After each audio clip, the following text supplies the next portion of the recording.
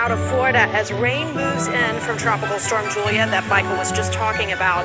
That storm warning is in place from Ponte Vedra Beach all the way north to Georgia's Altahama Sound, and South Carolina will also see heavy rain this week.